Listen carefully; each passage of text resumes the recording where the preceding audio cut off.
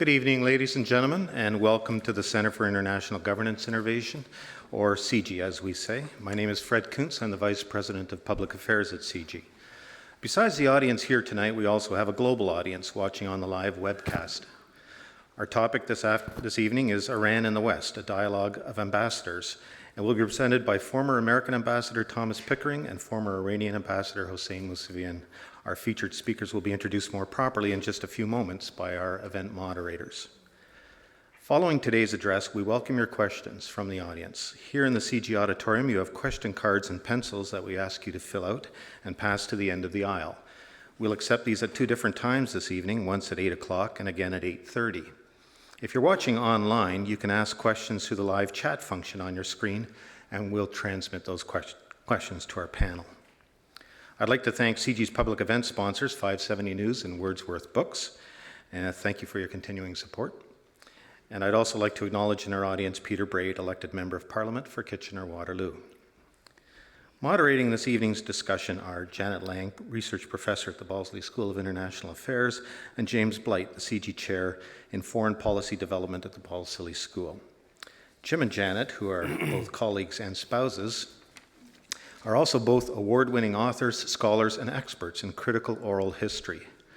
Recognized as world-leading specialists on American foreign policy during the Cold War and the Cuban Missile Crisis, they were heavily involved in the making of two recent award-winning films, The Fog of War, 11 Lessons from the Life of Robert S. McNamara, and Virtual JFK, Vietnam, If Kennedy Had Lived.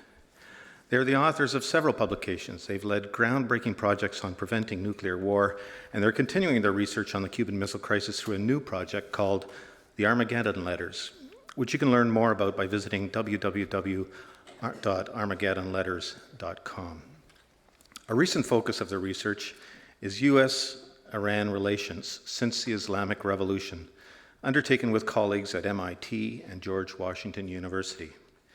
They came to Waterloo from Brown University not long ago, and we feel very lucky to have Jim and Janet conducting the research here at the CG campus, and we're fortunate to have them on stage tonight. So I ask that you please help me to welcome both Janet Lang and James Blight, who will introduce this evening's speakers.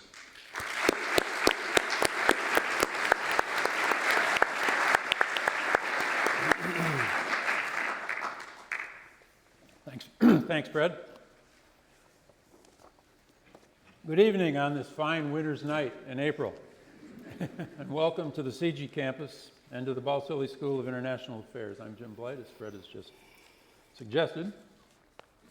Our subject is Iran and the West. Tonight, ladies and gentlemen, it feels to us as if Iran, the West, and the entire world have arrived at a watershed moment. Perched on the edge of a precipice, this way leading to peace, that way leading to war. On the one hand, we wonder, dare we be hopeful about the talks that commence this coming Saturday between Iran and the so-called P5+1 permanent members of the UN Security Council, all nuclear powers, and Germany?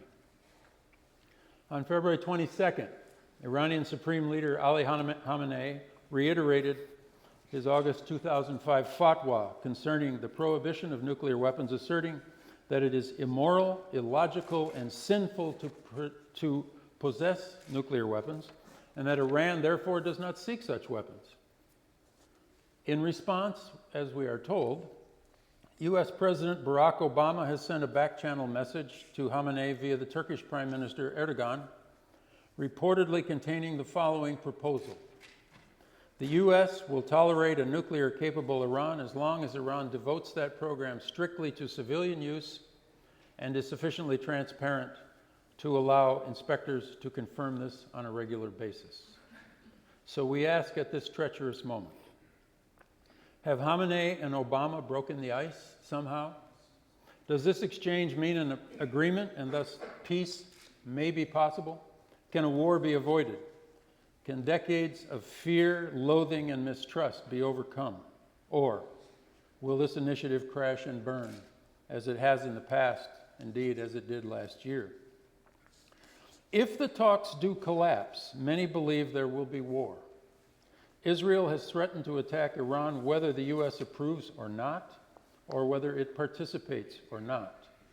Such a war, it is widely believed, would plunge the Middle East into a chaotic bloodbath, with vast implications not only for Iran and the Middle East, but for the entire world.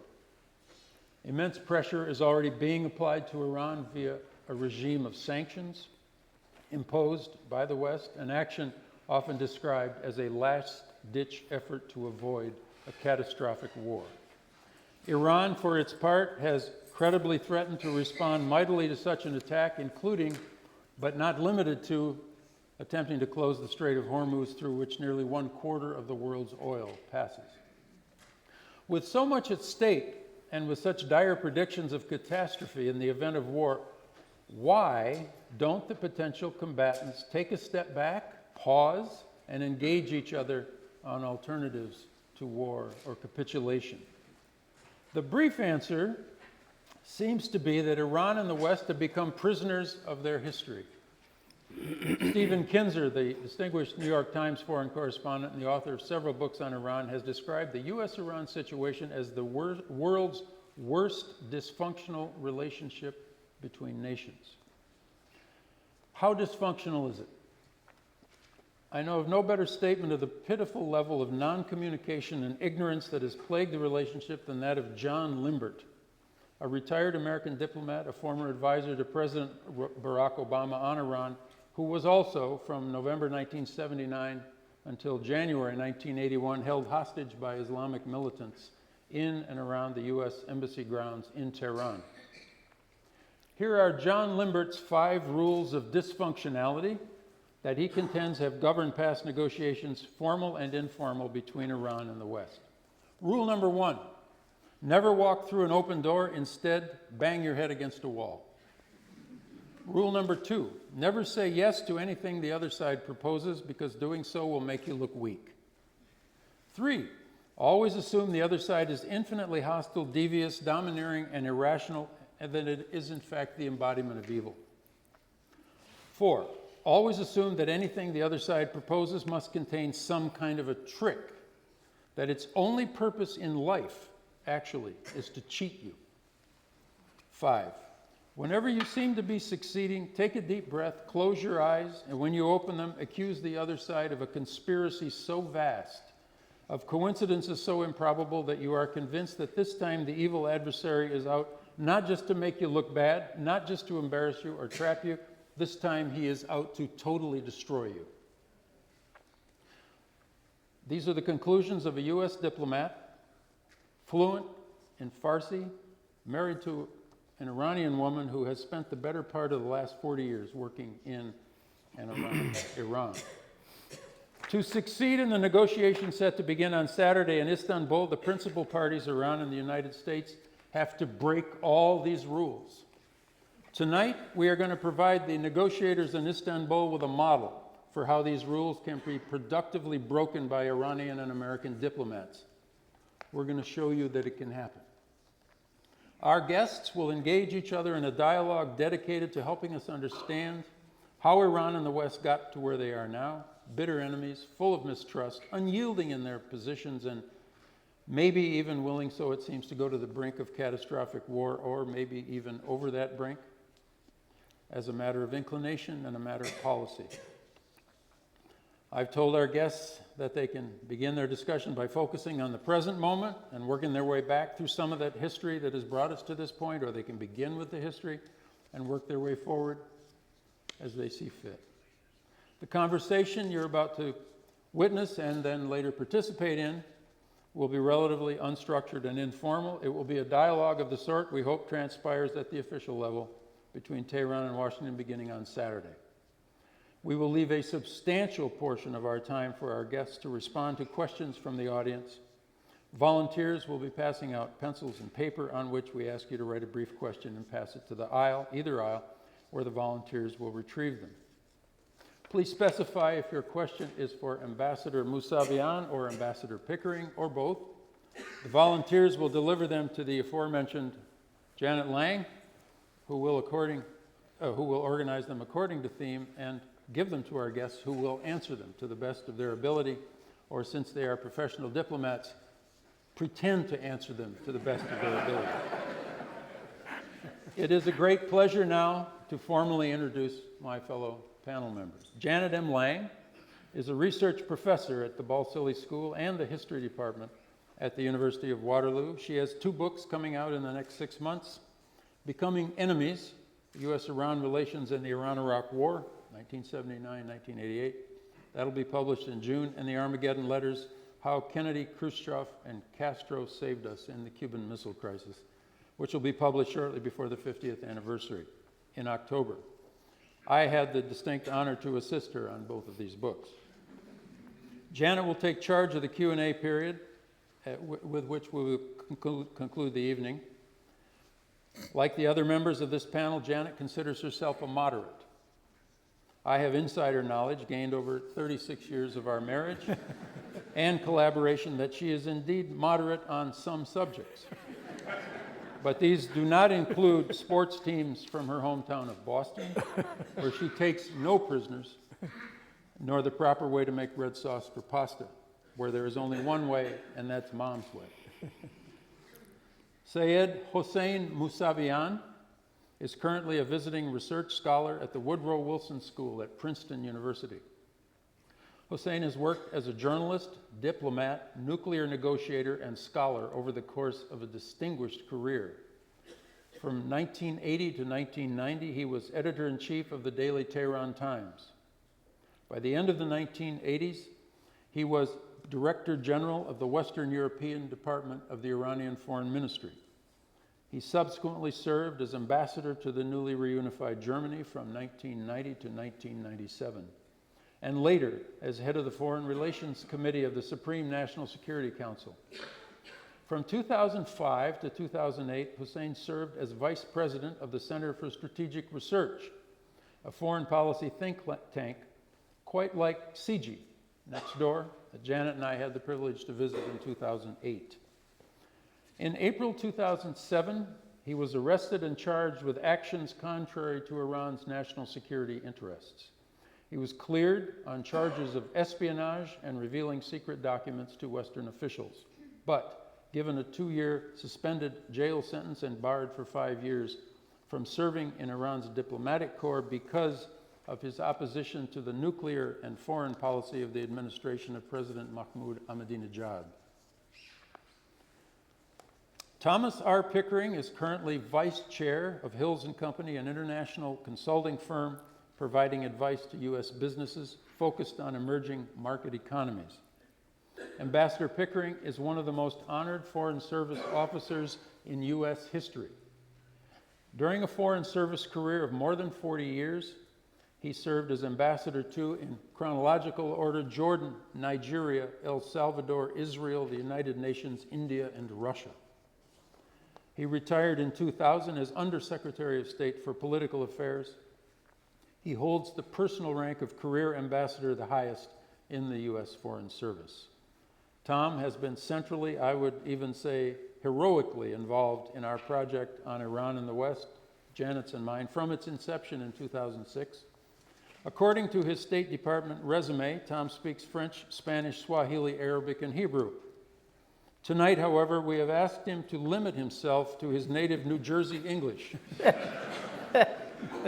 a language he shares with 2 other New Jersey heroes of Janet and me. That would be Jon Stewart and Bruce Springsteen. Now, to begin, I'd like to invite Hossein and Tom to begin to mix it up. The floor is yours. I understand that Tom lost the flip of the coin, and therefore he goes first. Please. Thank you all very much. Thank you, Jim and Janet, very much for inviting us here. And let me tell you what an honor and pleasure it is to be back on a platform again with a person I'm privileged to call a friend and someone who I admire and respect and who's taught me a great deal, Hossein Mousavian, from whom you will shortly hear. Jim has introduced us with multiple challenges out ahead. Let me just state at the outset that I believe that our relationship has been characterized, indeed our non-relationship has been characterized by mistrust, which goes deep, fed by misunderstanding, which relates very heavily to the fact that each side is left to interpret the actions and the roles of the other side on the basis of distance and non-conversation rather than the alternative.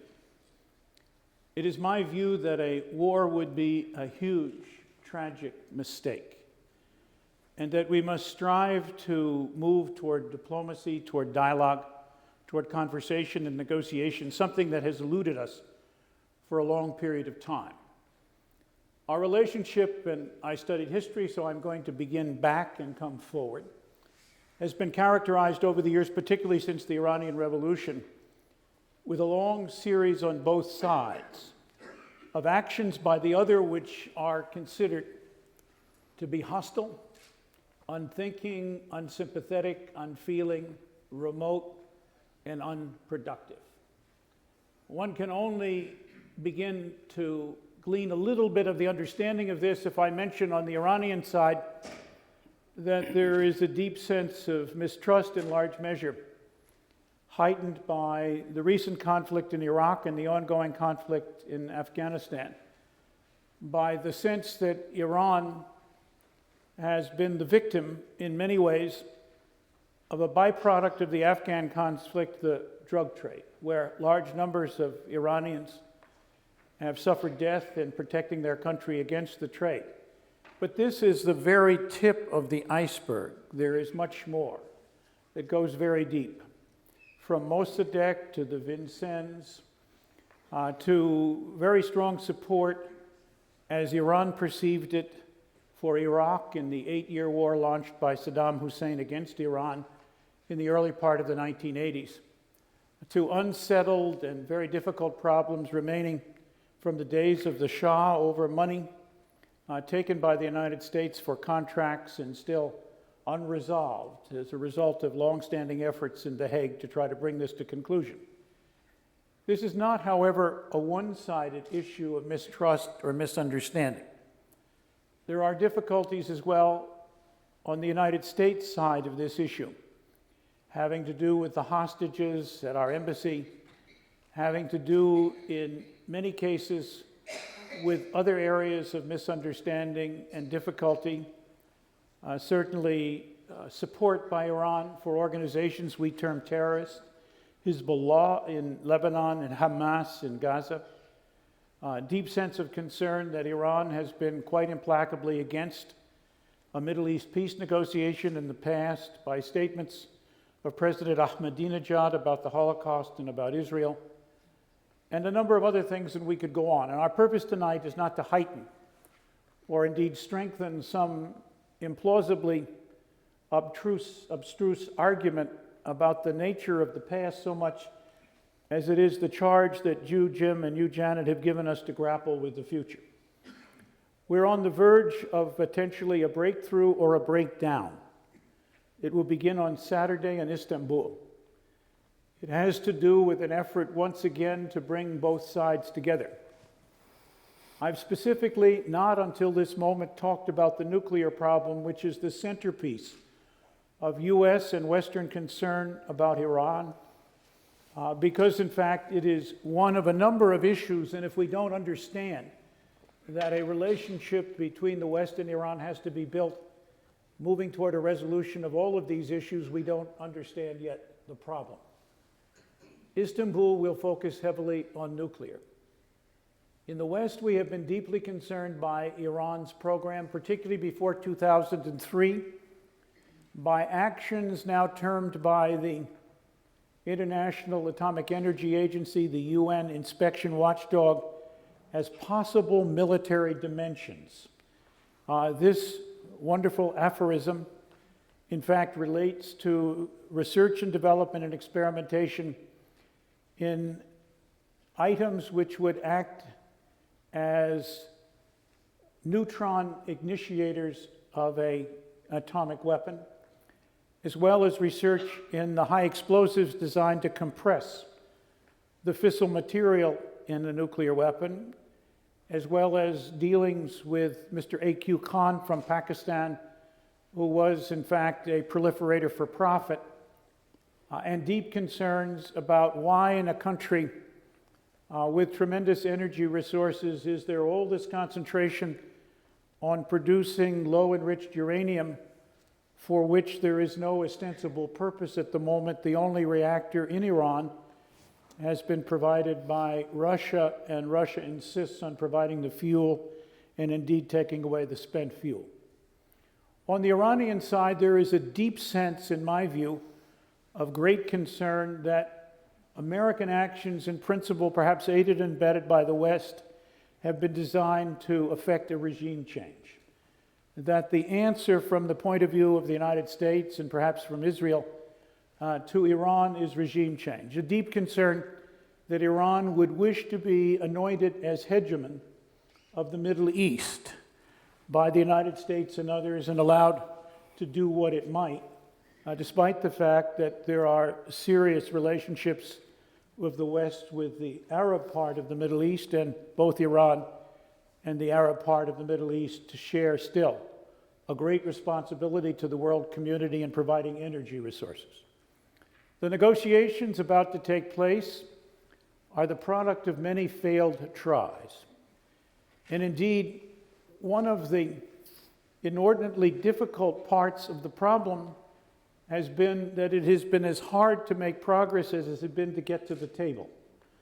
And without making this too much of a caricature, Iran and the United States have had a tendency, along with the other members of the P5, to meet maybe once or twice a year at a maximum, for one day only.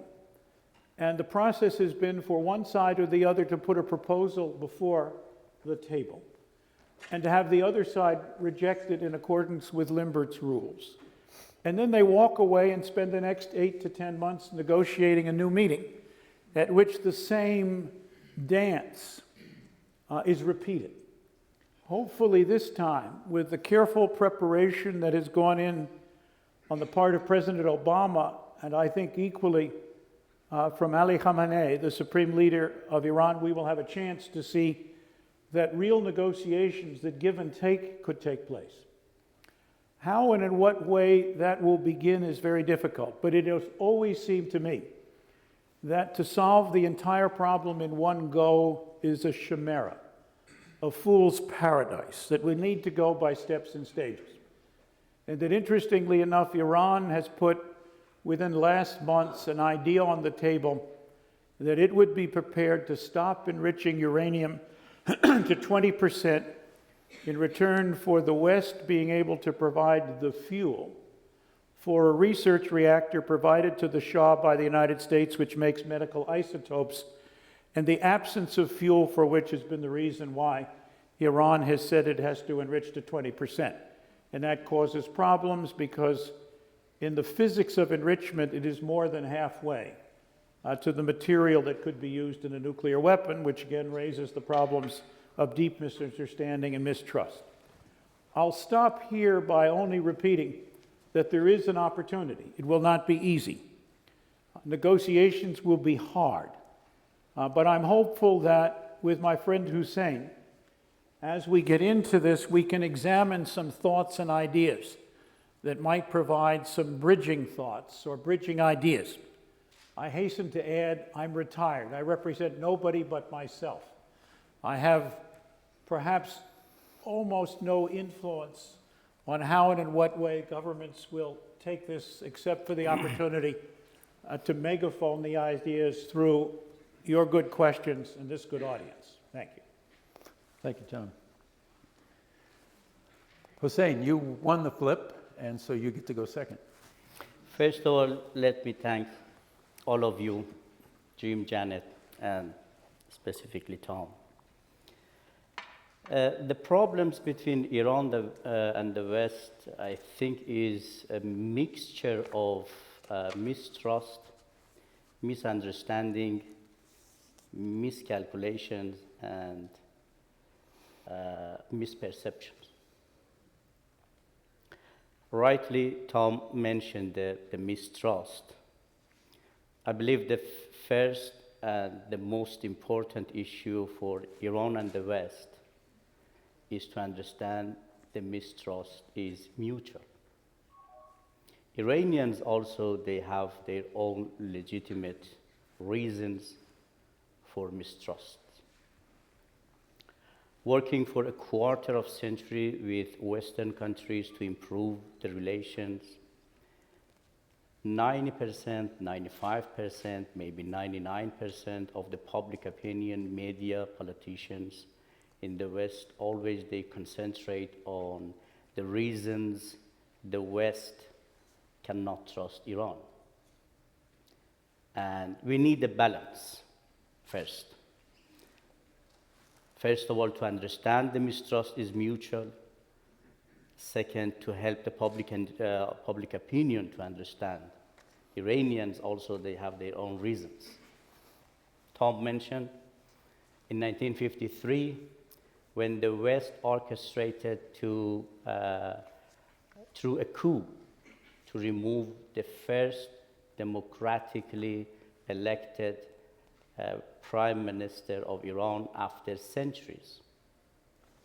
When we are talking about democracy in Iran, the fact is that the democratically elected administration prime minister was removed by the Western countries, specifically the US and the UK. For a quarter century, the West supported a dictator. I mean, during 25 years, there was no democracy, no freedom, a brutal dictator, and the West was supporting.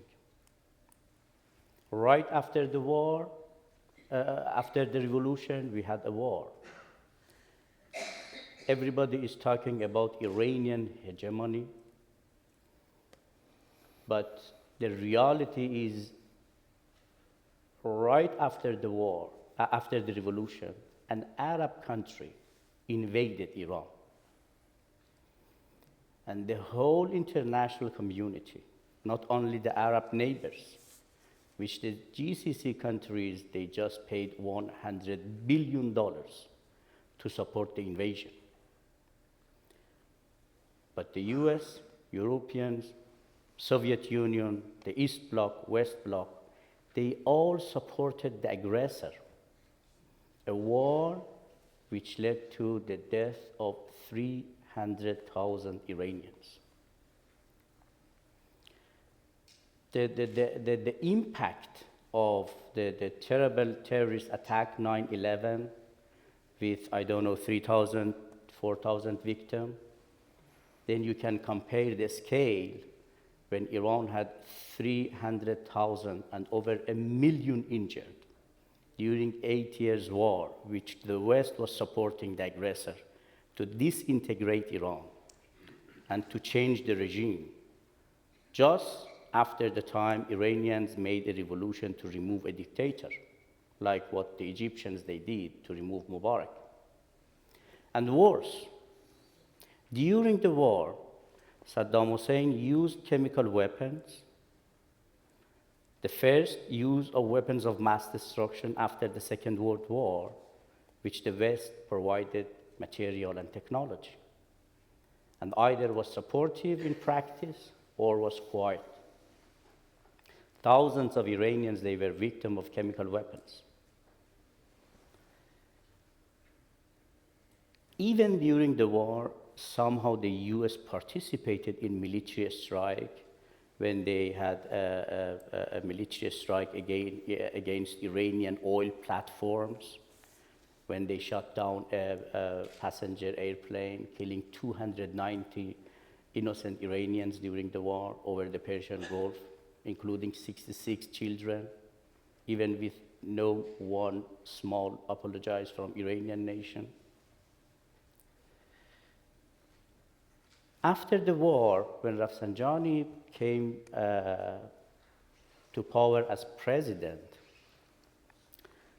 it was the time I was General Director of West Europe in the Foreign Ministry, working with him for 4 years in Parliament. When he was the Speaker of Parliament, I was the head of administration, his deputy for 4 years. I knew him very well. His strategy was to forget the hostilities after revolution, to remove the tensions, to rebuild the relations with the West, including the US. I mean, when Jim, you mentioned Iranians and Americans, they are hostage of their past history. That the fact is, right after such a horrible history between Iran and the US supporting the aggressor after revolution, the Iranian president decided to change the relation between Iran and the West. And the first, I think, and the golden opportunity for him and for the US was the offer by President Bush, goodwill begets goodwill.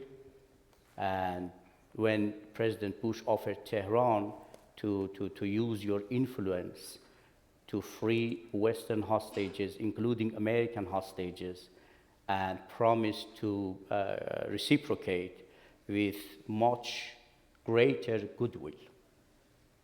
Iran trusted. It was the time the leader could never trust and was telling everybody, do not trust Americans. Go to support the release of innocent civilians, Westerns, including Americans, but not because you should trust what the American president is telling, just because of humanitarian value. Nevertheless, Rafsanjani was hoping for a change, a major change in Iran-West relations, made it. And the US president not only did not reciprocate, but I think they increased the pressures after the last US hostages was freed in Lebanon. This is not the only example during President Rafsanjani. I just want to not to talk too much about the missed opportunities. In 2001, I think Iran was amongst the first country to immediately to react to 2001 terrorist attack, condemned the terrorist attack, September 11, and when the US asked all countries to join US war on terror to combat Al-Qaeda and Taliban, I think the US could win Afghanistan because of Iran's cooperation. And right after the US was able, just due to Iranian cooperation, to remove Taliban and Al-Qaeda, President Bush immediately, just within 2 or 3 weeks, rewarded Iran with access of evil. During President Ahmadinejad, I completely understand the negative consequences of rhetorics like what Tom mentioned about Holocaust, wiping Israel off the map. But despite very radical rhetoric, in practice, I believe Ahmadinejad has done more than all his predecessors to approach the US. The amount of official approaches, not only the letter he wrote to President Bush, which was the first Iranian president who wrote official letter to a US president, not only his letter to President Obama, not only the congratulation letter to Obama, the ambassadorial meetings in Baghdad in 2007 to discuss Iraq crisis, the Geneva talks, the highest ranking official meetings ever between Iran and the US, between Jalili and Bill Burns in Geneva 2009, and I think 100 times more in confidential messages and second track meetings and 1.5 track meetings. It means the meetings tens of meetings which the Iranian officials during Ahmadinejad's era met with former American officials. The meetings which Americans, they were not ready to send officials, but Iranians, they bought the risk, and at very high level, Iranian officials, they participated.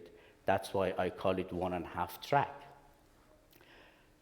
In February 2011, it was his administration who invited in a meeting in Sweden, the Deputy Foreign Minister of Iran proposed to the American participants for Iran to invite officially Mark Grossman to visit Tehran to discuss U.S.-Iran cooperation on Afghanistan, which the U.S. declined.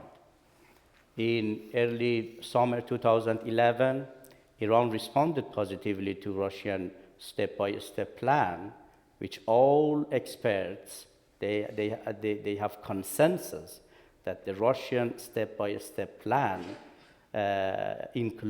covers all requirements of the IAEA resolutions and the United Nations Security Council resolutions. Iran responded positively, the West declined. And in September 2011, I think he came here to New York with 2 olive branches, one offering the international community that Iran is ready. I explained to him beforehand that New York is not in Canada, and that we had just sort of gotten that drilled into ourselves along the way. Sorry. He came for United Nations meetings in New York, and he offered the international community for Iran to stop 20% enrichment if the P5+1, 5 permanent members plus Germany, provide Iran the fuel rod for Tehran research reactor. This offer was rejected. And also he announced to American public and politicians that Iran would free the hikers. But even despite all of such overtures Ahmadinejad made in 2011, the American Western reactions was completely negative. More sanctions, sanctioning central bank, sanctioning oil, UN resolutions condemning Iran on human rights, on terrorism, all this came after the overtures he made. Therefore, during different administrations, I am convinced the Iranian administrations, either Rafsanjani or Khatami or Ahmadinejad, they have done a lot to approach the US, but they all have failed. The major concern, Tom is right, the core issue with the Iranian supreme leader about the US objective toward Islamic Republic of Iran is regime change. Since his leadership 1989, he always maintains that the real strategy of the US is regime change. And as long as the US is after regime change, why you are talking about rapprochement? They are really concerned about the US intention to dominate Iran, interference. He considers the dual-track policy, most of the Iranian politicians, a symbol of insincerity. They believe if they are really sincere, why they are using a dual-track policy, which 99% is pressure, 1% is diplomacy.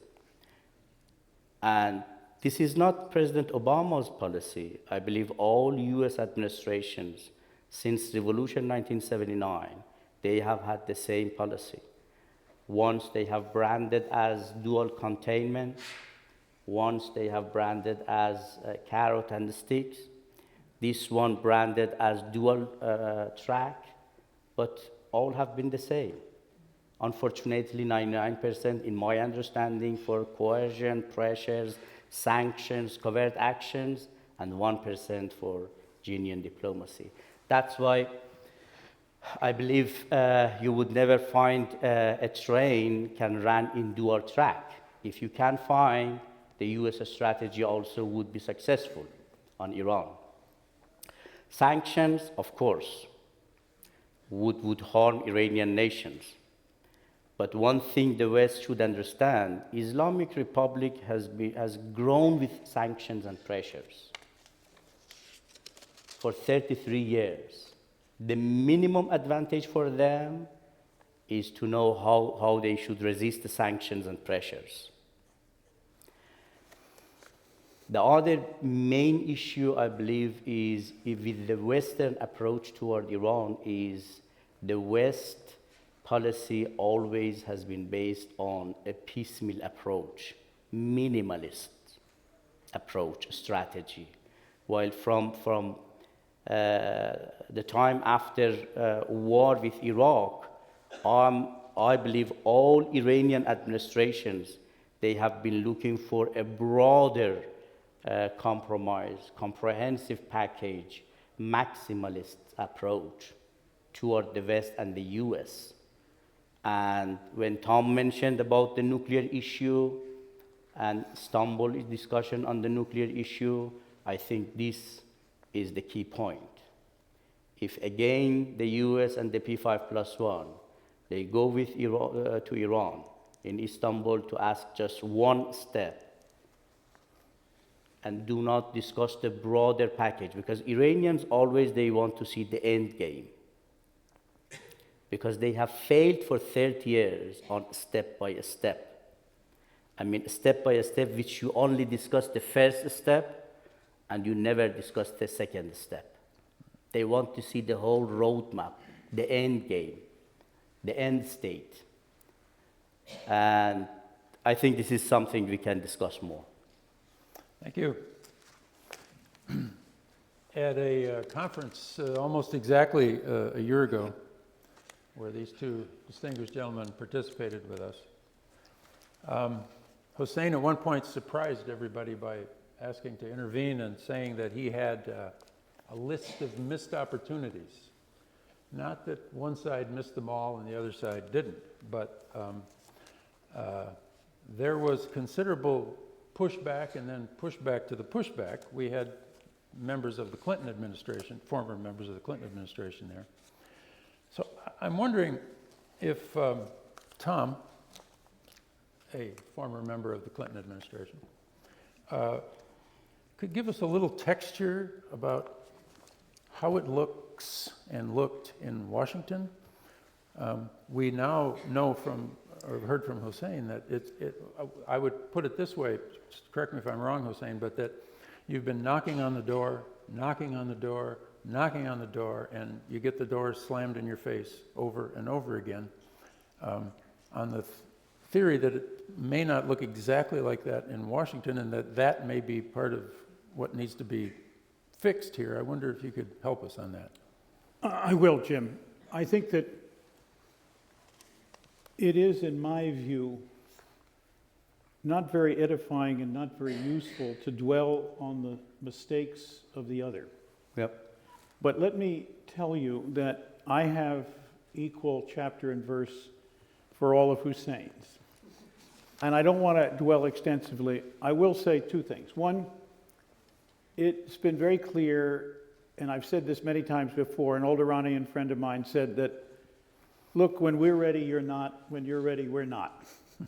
We ought to find a way to bring the curves together, or words to that effect. And so that's what we're working on, and that's the direction in which we go.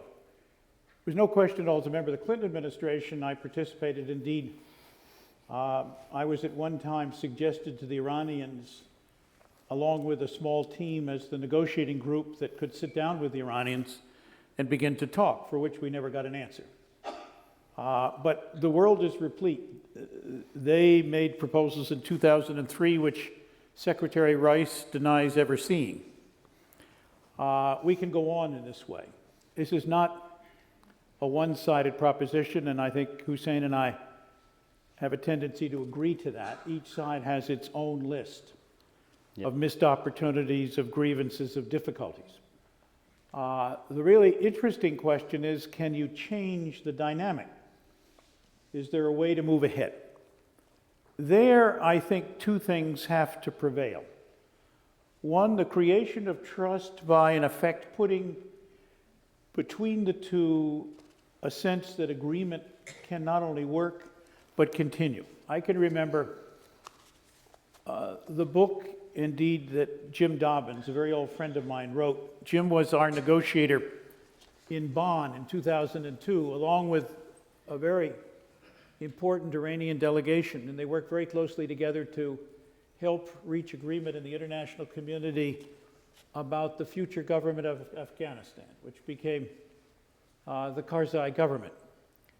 And two things happened. One, trivial but important, and that was when they were discussing the question of what should be the objectives of the new Afghan government that the international community would support. After a long discussion, it was the Iranians who suggested democracy.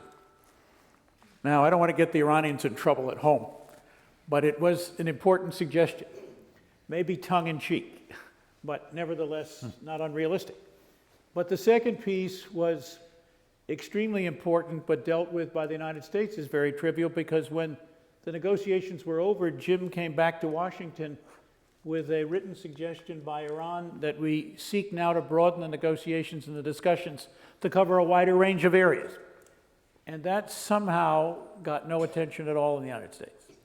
So, in effect, we have seen in each of these kinds of efforts an inability to move beyond John Limbert's rules. And I think that you were wise to put them on the table, and I think it's important to begin to see how you do that. But the way you do that is you pick something you can get some agreement on, and you put that agreement in place, and then you couple that with an agreement to go to the next stage. And it appears to me that in the end, it's simple to say that what we would like to achieve just on the nuclear file is an end state in which Iran makes it very clear that the fatwa on nuclear weapons remains and will remain their policy unless something fundamentally changes. That Iran will be recognized as a state entitled to enrich, but to enrich to meet its needs for a civil nuclear power program, and there'll be agreement on what those needs will be. That Iran will accept, and the International Atomic Energy Agency will propose an effective monitoring and transparency system to deal with making sure, in fact, that those commitments are kept. And that's not singling out Iran. Every other state has got IAEA-administered inspection systems to ensure that it is keeping its commitments, now increasingly including the 5 recognized nuclear powers under the Non-Proliferation Treaty, and that the sanctions will fall away. And it seems to me this is the end state in which you get. In the meantime, we should be working, in my view, perhaps independently, but nevertheless equally assiduously on the non-nuclear files, the ones that I mentioned at the beginning, as a way to begin to take the misunderstanding, the mistrust, the venom, all of the problems out of those sets of issues to the extent that we can. We did that in the United States in 1971, beginning in 71 with China. It was a hard and difficult course, and we didn't agree on everything. We still don't agree on Taiwan. And we managed to, in fact, do 2 things. We managed to resolve step by step a lot of outstanding questions, and we managed to agree to disagree, which is different than disagreeing, over issues we could not resolve, but we did not wish to see generate physical conflict, that we could keep the conflict intellectual and rhetorical, but not physical, and we could see different paths to solution for those conflicts. To me, that's the kind of end state that we ought to seek to move ahead, and it is not, in my view, difficult for the United States to explain that to Iran, and if Iran has a different conception, to explain it to the United States. So it is, in my view, good to begin with a small step. Very important to look at what the end of the nuclear negotiations would have to be from the perspective of both sides and say, is this agreeable or not agreeable? And to look at how and in what way we go about working together, because it's a huge task to begin to work on the other issues. Nobody expects this is going to happen overnight. Nobody expects that it's going to be miraculously resolved. But I think everybody expects that the parties are going to keep their nose to the grindstone. They are not going to do this one-off annual meeting exercise and then castigate each side the other for whatever failures they may want to impute as a way of dealing with the problem. One final point. Both sides have internal politics. We are, in my country, in case you hadn't noticed it from this vast distance, having an election. It's not an easy time. The opposition tends to believe that it can gain as a result of castigating the administration of the United States, which chooses to pursue diplomacy as pursuing appeasement. We have a very difficult issue because our friend and ally in Israel, and I've been ambassador to Israel, I know it well, I have lots of differences and I have lots of things to say about it, but it understands that our friend and ally in Israel is feeling, for its own political reasons, particularly pressed. So that doubles the complications we have to deal with. President Ahmadinejad and the Supreme Leader have not been on what you and I would call, and Hossein can correct me, Tea Party terms, not in the traditional American sense, but in the traditional British sense. And this means, in fact, that each side is looking to its own constituencies, however it chooses to deal with them, as not being beyond influence at this very difficult moment. So the moment isn't an easy one, and it isn't easy just to say, well, we just do what Hossein and Tom Pickering say, and it'll be all easy and we'll come through. We appreciate the difficulties that each side has to deal with. One of the terms that's often used when people try to come to grips with what's wrong or what has been wrong, why hasn't it been possible to make some progress? Why do things seem never to change, actually? Why is this history so relevant? Why hasn't it been transcended? Is the role of what are called spoilers, which generally seems to mean people who have a vested interest in the relationship remaining more or less the way it is. Hostile, threatening, keep the wagons circled, and keep the volume of the rhetoric as high as possible. This is part of what Tom's referring to as internal politics. Mitt Romney took about 5 minutes once the word got out that there was this message from Obama through Erdogan to the Supreme Leader to say two things. One, that if Obama is reelected, Iran will have a nuclear weapon the next year, and if I am elected, I will see to it by ordering a military attack on Iran that it won't ever have a nuclear weapon. Now that's very predictable.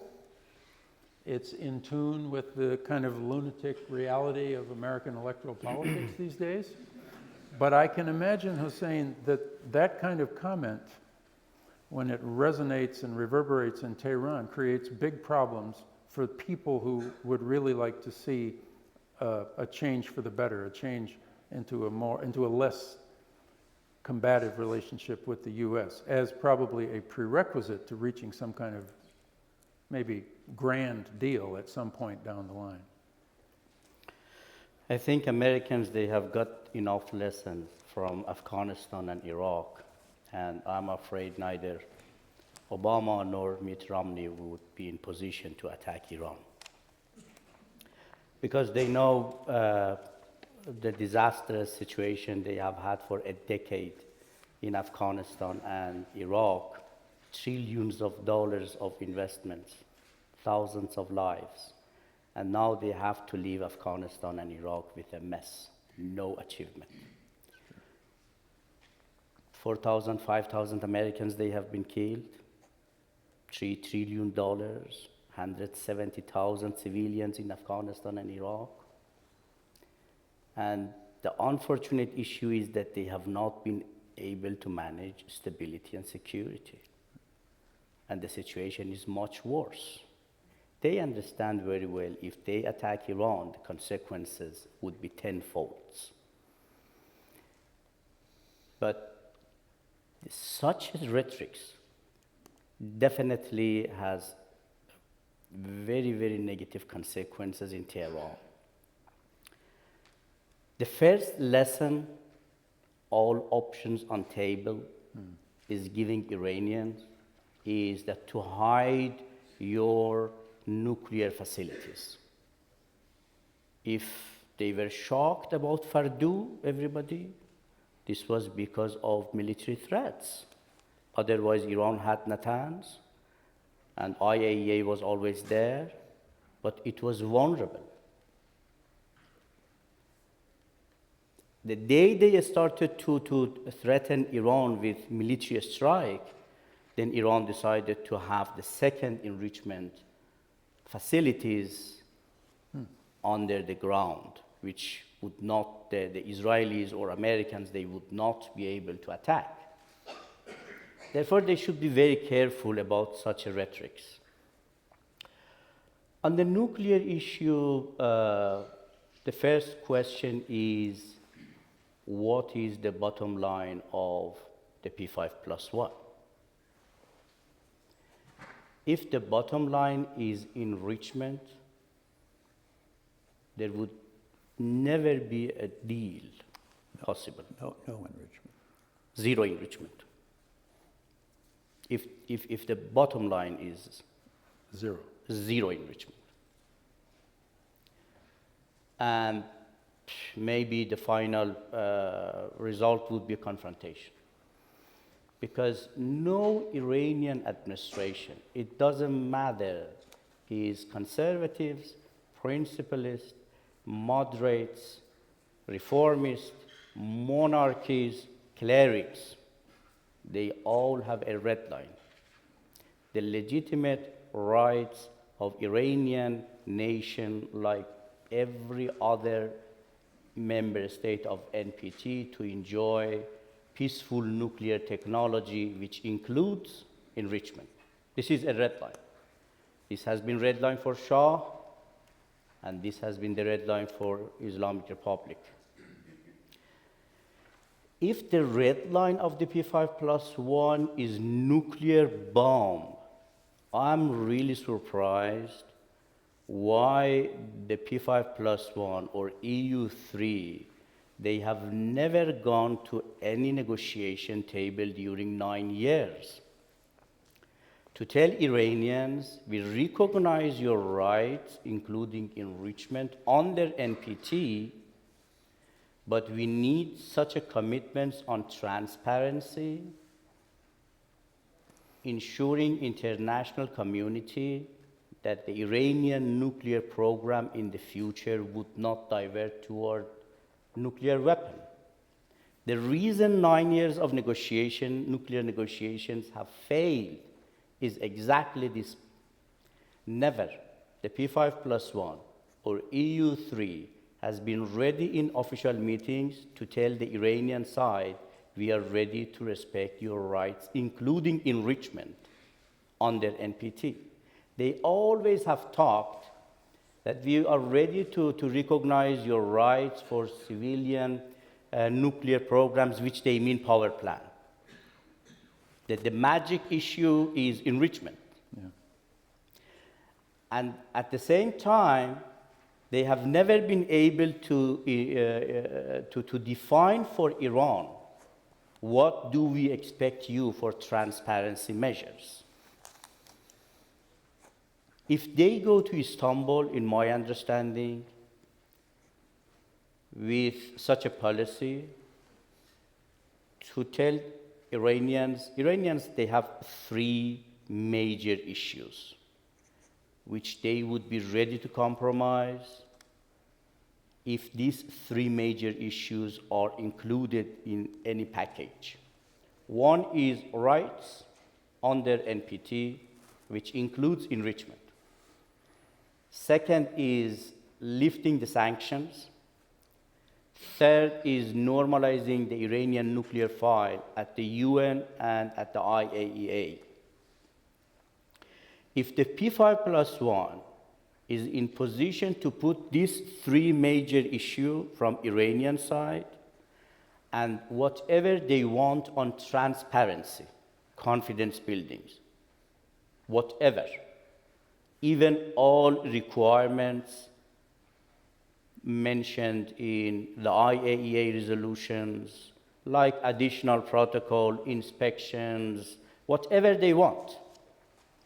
But I'm afraid what we are reading from the media, they go to Iranian side in Istanbul and they ask Iran just to stop 20%, to export all the stockpiles, and nothing in reward, and even do not define the second and the third step, assuring Iranians that we have a proposal for you in response to transparencies. Finally, the sanctions would be removed, your rights would be recognized, and you would be treated like any other member of NPT.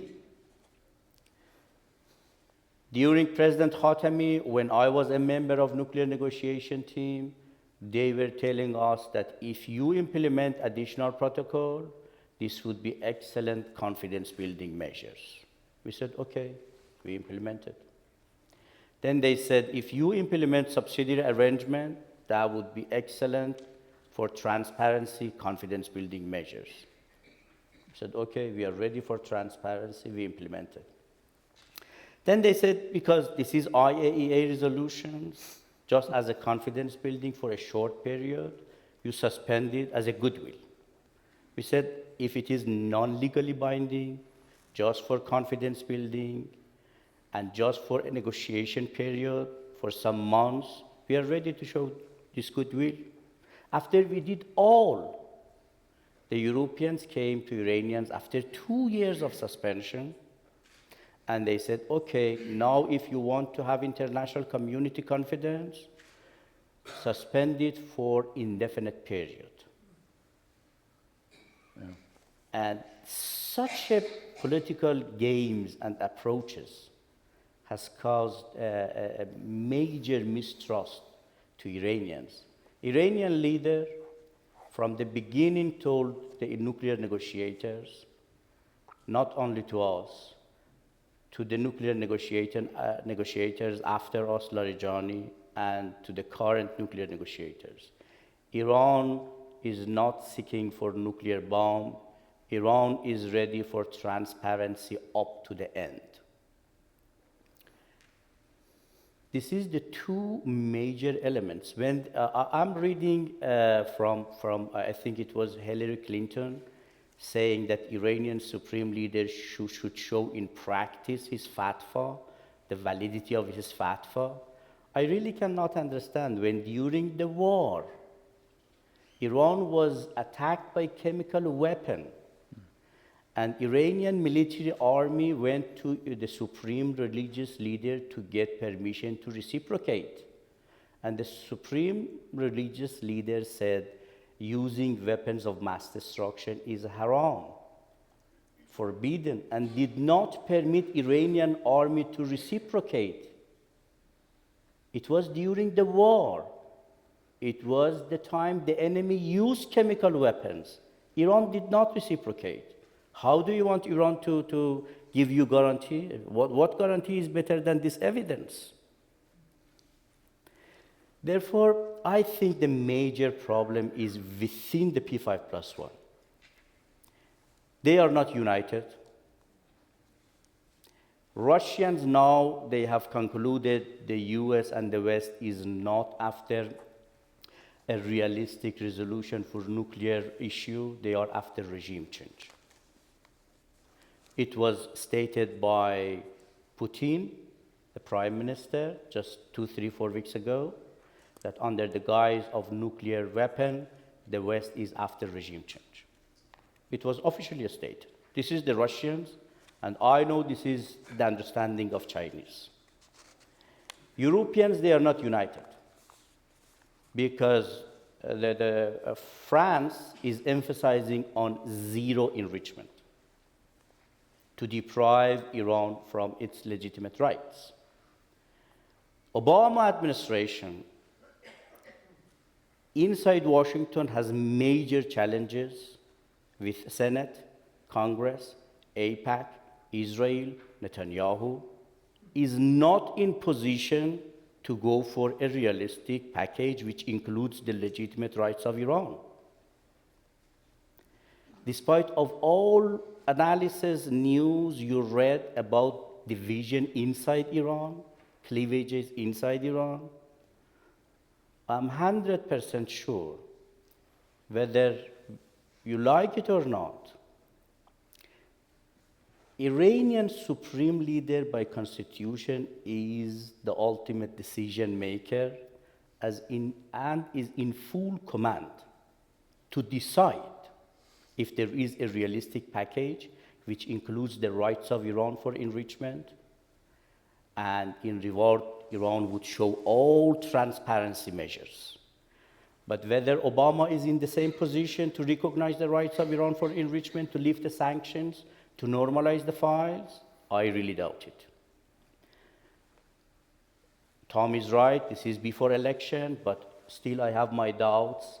Even the time there was some talks within administration in 2010 that ultimately we need to recognize the rights of Iran for enrichment. The administration was challenged.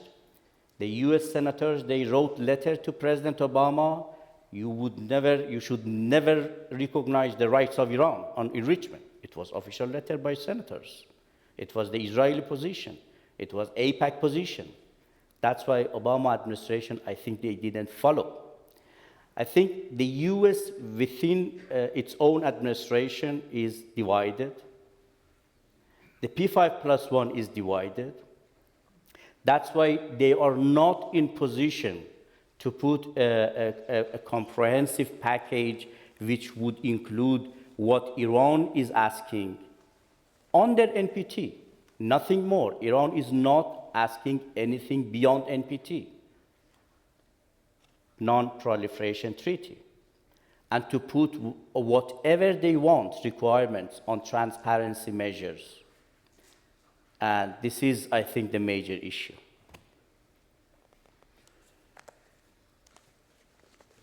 We're close, but Maybe not could quite. I make just Not- a few comments on this? I wish you would. Yeah. Hussein is right. There are differences of view about zero enrichment. It's very interesting if you go to the Jerusalem Post of a week ago and look at the Israeli defense minister's proposals. Which Netanyahu rejected. That's all right. Yep. Yeah. It's all right. There are divisions in Israel now. Yeah. Not such a bad idea. Yeah. Is it? He did not propose zero enrichment, which I think is quite interesting. I think that Hillary Clinton, in the end of February, made a very important statement, which in effect, in my interpretation, and I think everybody's interpretation, made it very clear that if we were able to get the right agreements with Iran, Iran's rights under the NPT would be recognized, including the right to enrich, but including the right to enrich for civil nuclear purposes. Yeah, definitely. And you and I agree on that. 5 years ago, I and a group of friends made a proposal in a written article in New York, which in exact way mirrors what it is that you, and I hope Iran, and I hope the United States will now endorse. We won't know the answer to that until we have made the attempt to try. You, more than anybody in the world, Hussein, because you come from a country in which negotiations for daily bread are a hallmark of the Iranian reality. You and I know that you don't put your last proposal on the table before you open the storefront door. But believe me, You Tom, put your last proposal on the table Tom, it is when published. when the bread is proposals- in sight. It's published. The Not proposals, published by anybody official, No. In proposals we made in 2003, the 2004. ones that were ignored, which I fully agree should have been paid attention Yes. to. It But is we're not published in, now. We're not in 2003 and we're not in 2004. We're dealing with difficult problems. You've been heavily influenced by press leaks, which in my view are designed to perform a political objective. Yep. You're right. We can all think of what that political objective is. One is domestic and one is foreign. You're right. One is to influence the outcome of the negotiations in a way that will be more favorable.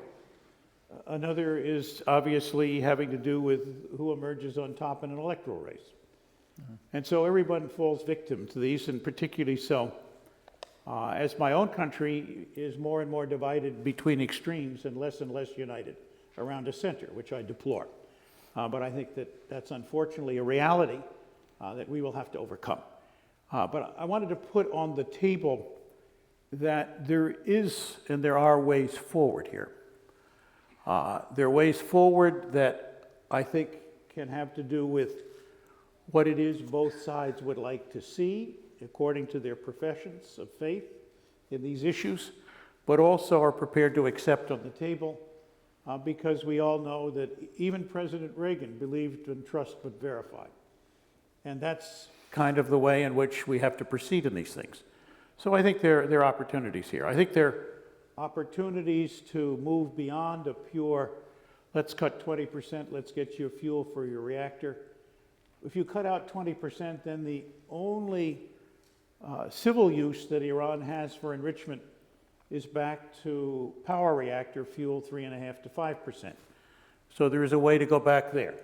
There is a way, in my view, and you know those as well as I do, Hossein, in the next period, to deal not only with the continued enrichment to 20%, but to deal with the large amount of 20% fuel that Iran has already made. If the West is going to provide the fuel for that reactor, then Iran can contribute that fuel to the West.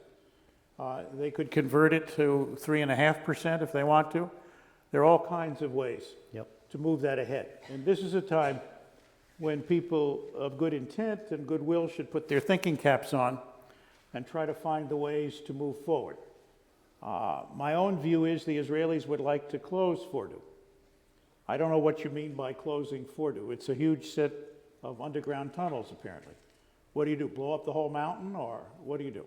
My own view is if Iran is enriching 20% inside the mountain, and it gives up enriching 20% inside the mountain, it should undertake not to do other things inside the mountain while we're in fact working on an answer to this problem.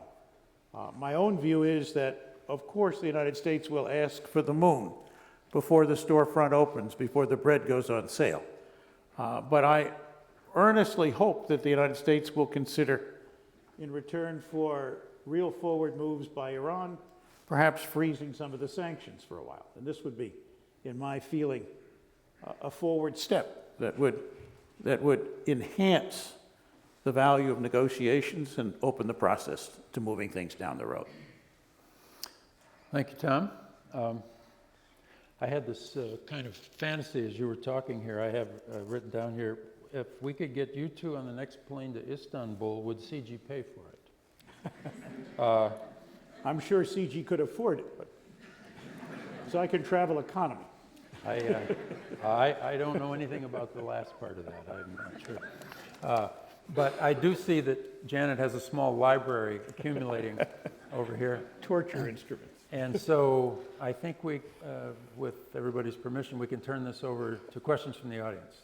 We do indeed have a ton of questions. Thank you very much. What I'm going to do, there are a couple of that are very specific, and I'm going to get to those. A lot of them, there's a lot of overlap, so I'm assuming that I have your permission. What I'm going to do is sort of put a bunch together so that we can get a bunch of issues out there on the table for Tom and Hossein to respond to, and I think we'll be able to get a little bit of broader coverage that way to address many of the issues that you've written down here for us. So first, thanks.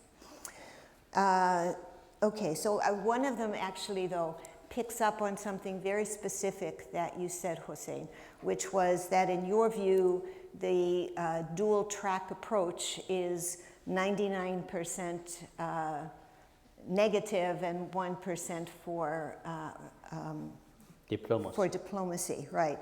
So the question that comes is basically, Ambassador Pickering, do you agree that that sort of is the dual track policy? Is it being perceived correctly in Tehran? And is that thought to be effective in some way? Up until now, the facts indicate that during the Obama administration, I think we had 3 meetings in the 3+ years. And we've had innumerable numbers of sanctions, so I'll let you do the math. The opportunity is ahead of us. And for the first time, as you reported, and I can only believe what I see in the press, the President and the Supreme Leader have been in touch perhaps multiple times by personal letter. This is different than what has happened in the past. There are ideas on the table, some of them possible, some of them difficult, but they're out there. President apparently sent a message through Prime Minister Erdogan in Turkey.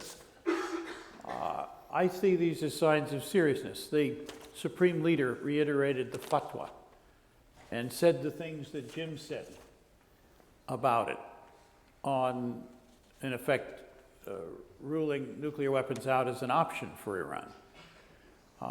So the Supreme Leader noticed what the President had to say to the APAC meeting, where the President put the emphasis not on military action, but on diplomacy.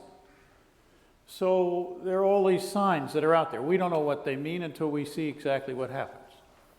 I think both of us are right to be very guarded that you can change your behavior and do so, but Istanbul is the challenge. It is also true that someone of such elevated intelligence as Einstein said, if keep on doing the same thing and expect a different result is the definition of insanity. So in effect, that also is out there. And let's hope, in fact, that there can be a real negotiation as opposed to the mating dance of the Goonie birds, which is what we have seen up until now. Before you get to the birds, I was going to say you were doing a perfect lead-in into the next question, Tom, but the birds are... Why do I get all the questions? Are a little aside. No, actually, this one is for both of you, but No, it's a good lead-in that comes in. Basically, we have a number of people in the audience who have been impressed, and I would say probably depressed, by the number of times each of you have talked about difficulties in the past, real serious difficulties, missed opportunities, and so forth. And so various people had different ways of approaching it, but one person put it particularly in a pithy way is there any reason to hope that learning will occur? Well, I joined the questioner in asking the same question. I served in the Middle East for 8 years, and I used to say in the Middle East there were only 2 kinds of American diplomats, optimists and lunatics, and I wasn't ready to certify myself.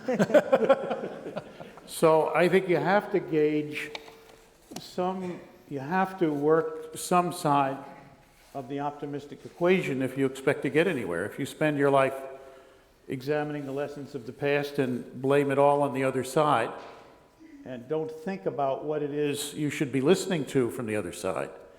I, as a diplomat, used to believe I got paid exactly the same amount of money for listening as talking, but the former was much more instructive and much more valuable. And I found very quickly that when you listen, the first thing you heard was what the other person was saying, but if you listened long enough, sometimes you could actually discover what they meant. And many times they were not sure what they meant. And so it took a lot of time and a lot of questions. But it's very significant that you try to work your way through until you find out what's really on their mind and what bothers them. Then you can't figure out how it is that you can bridge the gap. You're still left with zero-sum diplomacy, which doesn't work.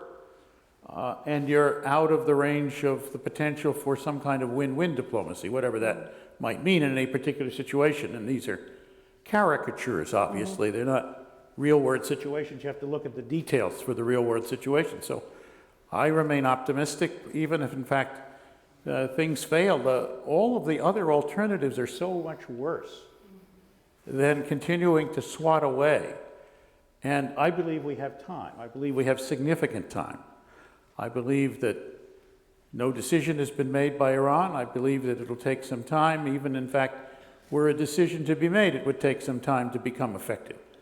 But I think we need to do everything we can to reinforce the situation where there is all of the pressure on getting an agreement and not all of the pressure on regime change and isolation purely for its own sake.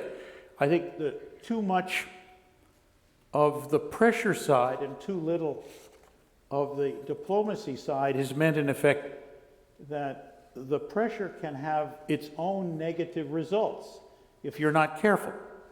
That I've always believed the value of diplomacy was to use all of your leverage to point in a direction in which you thought the problem could be solved. That's what diplomacy is there for. That's why you work at it that way. And if you fail to open a door and you merely push people against a wall that isn't going to work, then you shouldn't expect to have the problem easily resolved. But I think there are signs out there that something like the deal can be made. I shy away, and that's a massive understatement, from the notion of a grand bargain. A grand bargain means that everything in the grocery store goes for a negotiated price. And you never get to the price because each issue gets more difficult than the others. That's why I believe in stage by stage. Hossein quite rightly has said, we can't start stage by stage until we have some idea of which road it's going on, and I agree with him on that. But I think that there is a way to explain the road without having to negotiate all of the details of the final destination before you start down the road.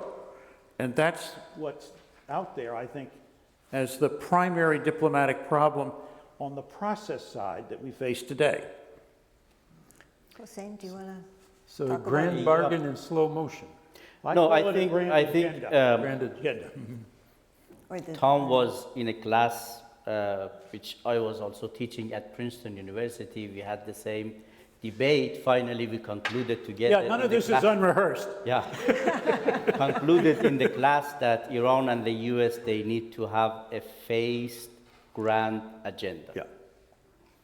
It means they should have a comprehensive package, including all bilateral, regional, international issues, all issues of concerns, disputes, and joint interests. But as a confidence-building measures, this should be implemented gradually, step by step, phased approach. I think this is a very good conclusion for the future of Iran-US relations if they really want to make a deal.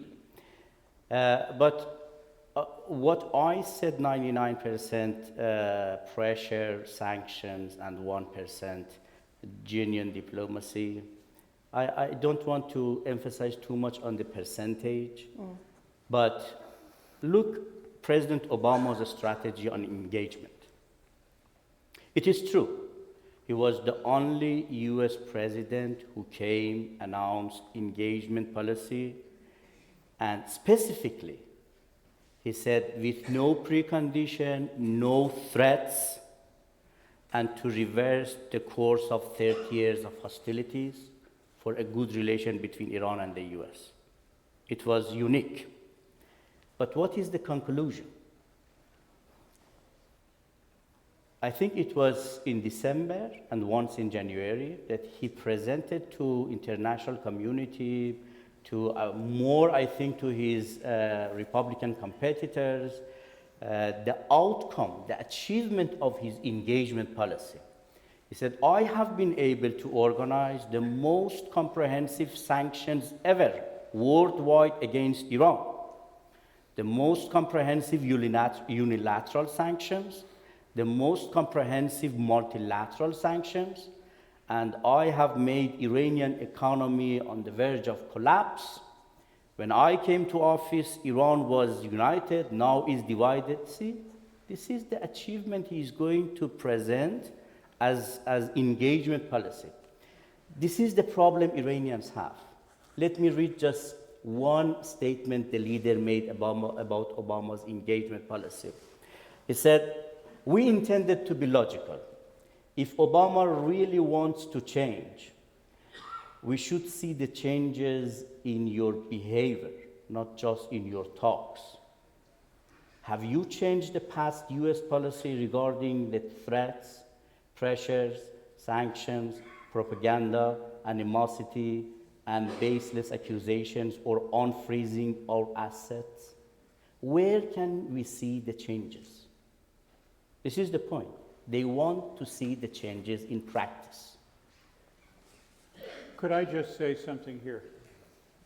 The Supreme Leader is, of course, expressing a view, which is the opening of negotiations view. There may be no preconditions, but the other side really has to show us before we begin the process that it's serious by doing things that put on the table its genuine view. And I would say to Hossein, Obama could have made the same statement, but he didn't. And Obama didn't ask the Supreme Leader for preconditions.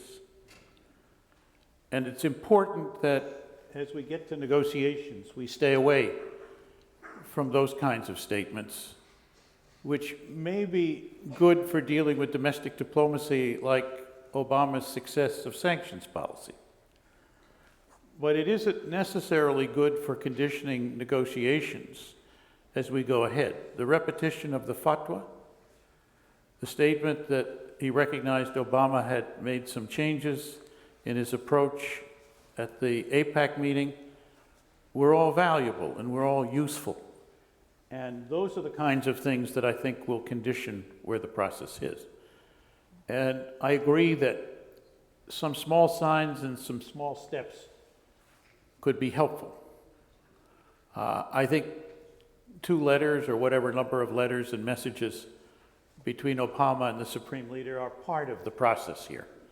So I tend to want to focus as much as I can on what are the elements that make for positive. But I am very happy also to focus on items which the other side either misperceives or takes as somehow designed to create friction or problems. And I can understand, if I were living in Iran today, the impact of the sanctions. And that's why I have always said 2 things. One, if you're going to use pressure for negotiations, you've got to open the door. You can't keep the valve on the pressure cooker tied down and continue to turn up the heat without an explosion. Secondly, any wise negotiator will not use all of his leverage to get to the table when he suddenly knows that when he's at the table, he's also got to be persuasive. And that involves many different aspects of how to negotiate. And he can't do so if, in fact, he's exhausted every other opportunity he has to bring home to the other side that he is serious about accomplishing an objective. Okay, segue, sort of involving that, involving a number of issues that both of you have drawn on. So it's a 2-part question. One is with regard to the upcoming meeting in Istanbul. Tom, you had described the past history as you have one meeting, you propose something, they say no, and you take 8 months to work out when the next meeting is.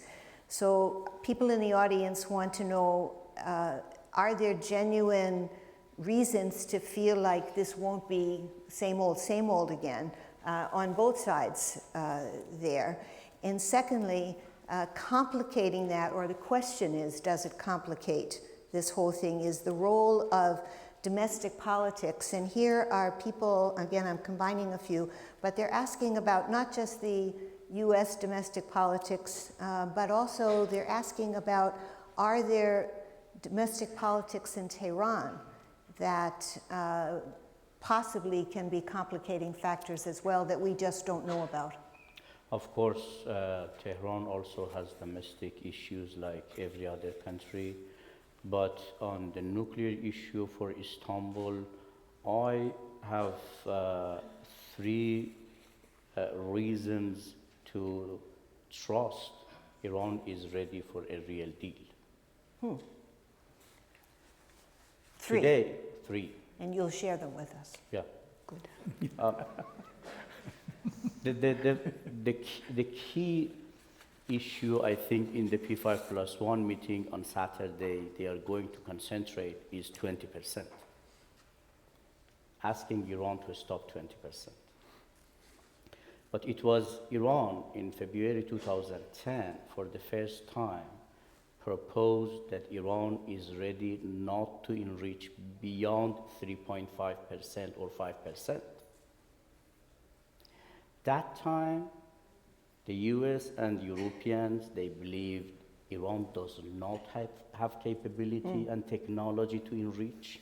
Right. Iran needs fuel rod, therefore we should reject the proposal.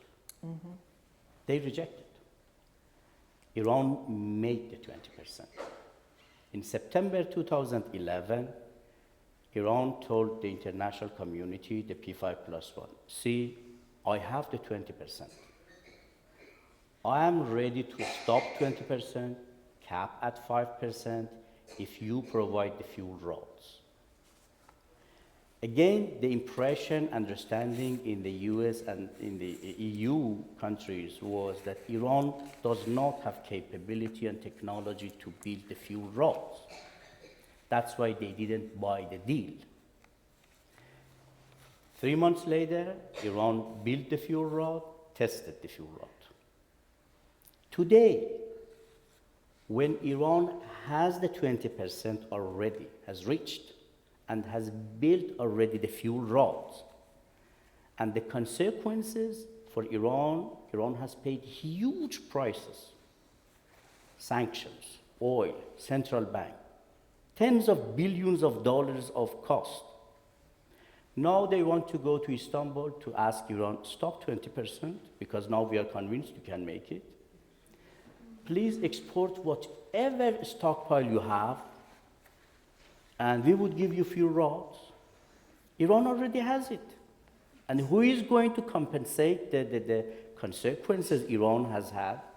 And who was rejecting the offer from the beginning? Therefore, mistrusting Iran on 20% is a mistake. Iran was the first partner who offered. We are ready not to go beyond 5%. It was the P5+1 rejected. The second reason is the Russian proposal just in September 2011. This proposal, as I said, consists of all requirements of the IAEA and the United Nations Security Council. It's about additional protocol, subsidiary arrangements, the IAEA questions on possible military dimensions. Even this proposal is asking Iran beyond the requirements of the IAEA and the United Nations Security Council, because it's asking Iran to cap at 5%, which is not the requirement of the IAEA, asking Iran to stop at one enrichment site, asking Iran not to install new centrifuges. And even at the end of this proposal is suspension for Iran for 3 months. Iran responded positively to such a proposal, which even requires beyond the IAEA and the United Nations Security Council demands. But it was the West rejected. And more explicitly in practice, in August 2011, the IAEA delegation visited Tehran. They were supposed to be in Tehran for 2-3 days. When they arrived, The Iranian side told them, you have blank check to visit wherever, whatever you want in Iran. No restrictions. They changed their program and they stayed for 8 days in Iran. And they asked Iran to visit the R&D of heavy water project in Iraq. They opened the R&D for the IAEA delegation, they visited. They asked Iran to open the R&D for new generation centrifuges. They opened it and the IAEA could visit. These inspections could be only done in the framework of additional protocol, while Iran was not implementing additional protocol. At the end of the visit, the head of Atomic Energy Organization told the IAEA delegation that we are ready to give you 5 years full supervision. The reason we gave you 1 week full access in order to convince you, to ensure you that we are sincere. Practically, what we did in 1 week, we are ready to continue for 5 years. In case, when the IAEA's technical questions, ambiguities are removed, you also normalize the file, lift the sanctions, and recognize our rights. The IAEA delegation was extremely happy. When they came back to Vienna, Europeans and Americans, they rejected. I think these are practical steps Iran already has taken, practically. And that's why, again, I reiterate, if there is a realistic package which includes the 3 major issues Iran is focusing, and in reciprocation, whatever Iran should do for confidence building, for transparency, there would be definitely a deal in Istanbul. Tom, do you want to Yes, briefly? So we do have. I already, in response to the original question, I think laid out some of the reasons why one could see a slight difference in the approach of the parties to these negotiations. Hossein has brought in a number of very interesting points and a number of interesting ideas. The United States' reaction to the Russian proposal, and this is on the record, was that steps and stages are a good idea, and they make sense. The United States felt that the way the Russian proposal was put together, there was much more sanctions relief in the early portion and very little performance by Iran from its lights. And this is the reason why it didn't accept the deal as put on the table, but neither has Iran accepted the deal as put on the table. Where I fault the United States in particular, but also Iran, was an unwillingness to engage in working out the details and the steps and stages and how the various sanctions relief proposals would be accommodated within the broader Russian proposal. To me, this is a failure of diplomacy. I think that both sides share it to some extent, but it doesn't help to blame both sides for something No, that this is hasn't what worked. we need in Istanbul. Exactly. We are going to say But- what can be a model in Istanbul. And we're not going to negotiate all the pieces of the Russian proposal or some alternative. But I think we can point to what the end state ought to be in a way that is significantly clear enough. I laid out some ideas that can convince both sides that if those objectives are accepted and working toward them in good faith is the way to make progress, then that helps both countries or both pieces or both sides of this discussion understand where things are going. So I think that part is important. I think the Russians made a contribution. Somehow, we need to pick up on the pieces that are out there and get people to begin to work on it. And I, for one, failed to see why various times various parties have rejected proposals. Some of it has to do with domestic problems.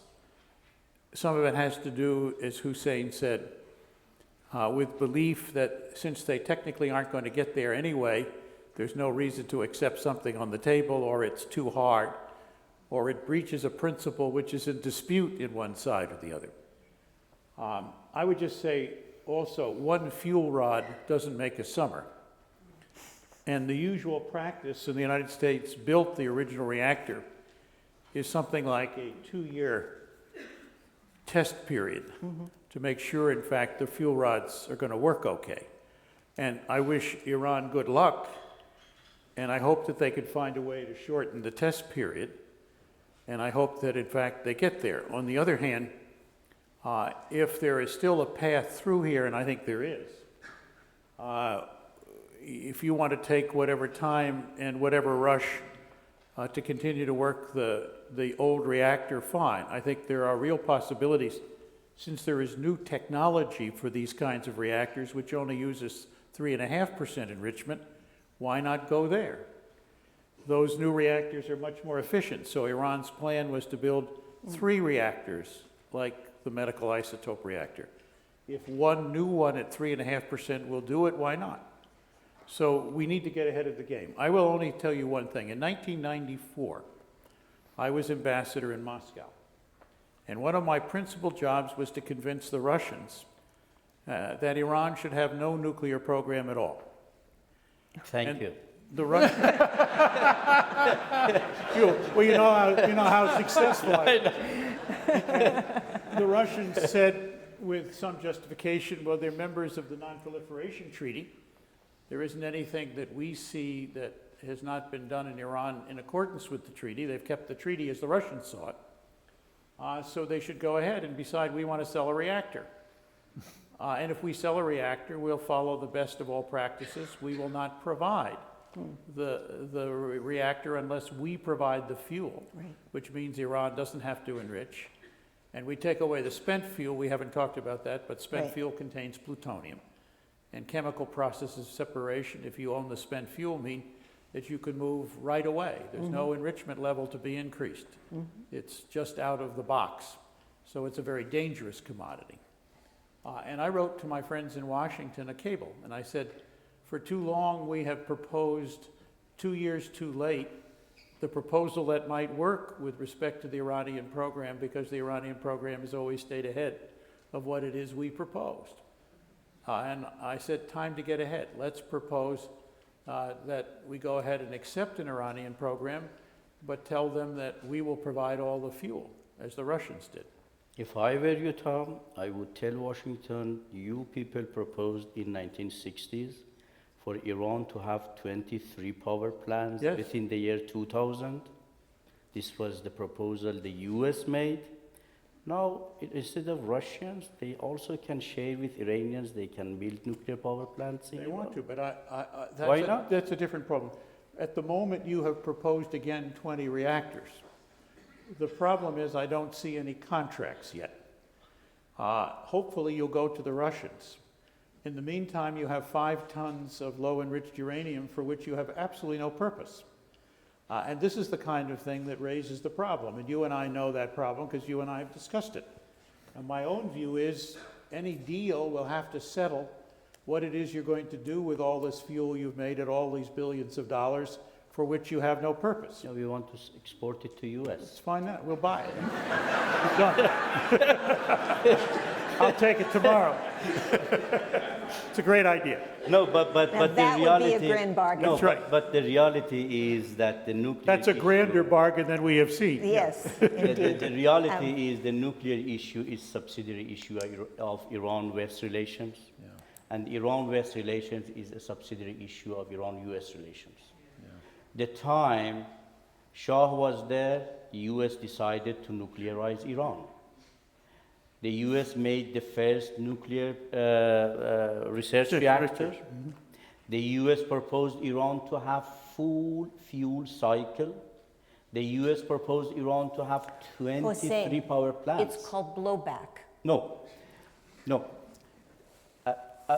If I go a little bit further, today, the US has strategic relations with countries like Pakistan, India, Israel, which even they are not member of NPTs, and they possess nuclear weapons. True. And the US has managed all sanctions and pressures against Iran, which does not have nuclear weapon and is member of NPT. And I would just add that you're entirely right, that the U.S.-Iranian relationship, without adding a lot of hubris to the question, is very important. The really surprising thing was when your foreign minister came to New York. He announced publicly there will be no bilateral conversations between the United States and Iran. Because they failed during Ahmadinejad. They Sure. approached many, many times. The US was not ready. And But are we ready now, both of us? Look, Tom, the principles are very important. If the US is really after non-proliferation, why the amount of sanctions today against Iran is more than the amount of sanctions against North Korea, while the North Korea withdrew from NPT and tested the nuclear bomb? And Iran is member of NPT and doesn't have nuclear bomb. Hossein? I think it's a bad comparison. Unfortunately, you should have compared Pakistan and India. Should we be communist? Well, no, I mean, North Korea, we have ultimate sanctions, so, yeah. Let me, You don't want North Korean sanctions. No. no. No, we want the US to be fair. Well, let me Janet? try to wind things up a little bit. There is one topic that we'll use our remaining time on a bit here, because it hasn't come up and it has been in a number of questions here. And that is the role of Israel on many dimensions, the role of Israel with regard to US policy and so forth. But I want to actually focus on two aspects. One is your sense, I'd like to get your sense about, Tom, you had mentioned you think there's time before a purported possibility of an Israeli strike against Iran. So I'd like to hear both of you talk about sort of, your level of threat, or think of the level of risk is with regard to Israel bombing Iran. The other question, though, is a little broader, and that comes up in a number of questions here, has to do with the issue of commenting on a double standard, which I think is partly what Hossein was getting at, but this is a slightly different angle, and that is the issue that Israel is a nuclear power. It's not a declared nuclear power, but everybody knows it's a nuclear power. And so the question comes actually on this part to you, Tom, and given that you have been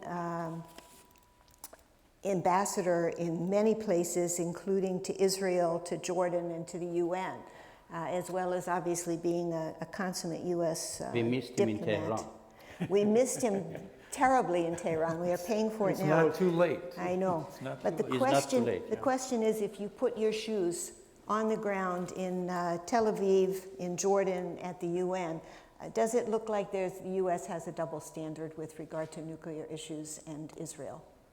There's no question that the United States at the time that Israel was supposed to, I'm going to be careful in my phrase, supposed to have become a nuclear power, Yes.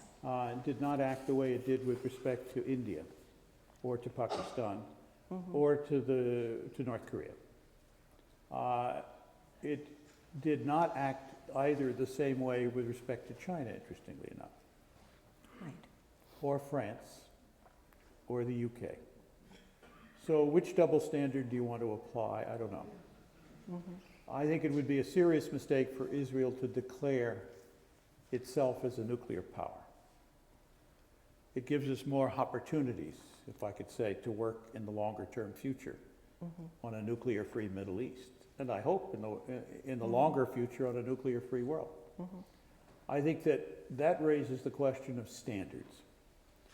It seems to me that a creative idea would be that with respect to enrichment, the 5 nuclear powers, which have taken a unilateral pledge to each other, no longer to produce material for use in nuclear weapons, as unilateral statements, should adopt, with respect to enrichment at least, a pledge to incorporate a greater application of IAEA supervision, and at the same time open up their enrichment for multilateral investment. Not that the technology would pass, but people would be present and know, in fact, what the boards were deciding with respect to the general question of how enrichment was provided. And enrichment, as you know, in the United States, is a governmental corporation. Right. Pieces of which could well be sold off. In the present crisis, it would not necessarily be a terrible idea. So that would then set a standard. It would set a standard that enrichment is limited to civil uses only. It would set a standard that enrichment is open to multilateralization. It should be pursued. And then enrichment, because it's a so-called sensitive technology, it has application both for civil nuclear power and other kinds of civil pursuits, as well as for military pursuits, is being pursued under IAEA inspection, which then tracks the material so that it is assured that it is going only for civil purposes. If we were to do that, that would hopefully close what is now a loophole in the NPT, which says, in fact, there are no limitations on enrichment, unless, in fact, you cross the line to a nuclear weapon, whatever that is.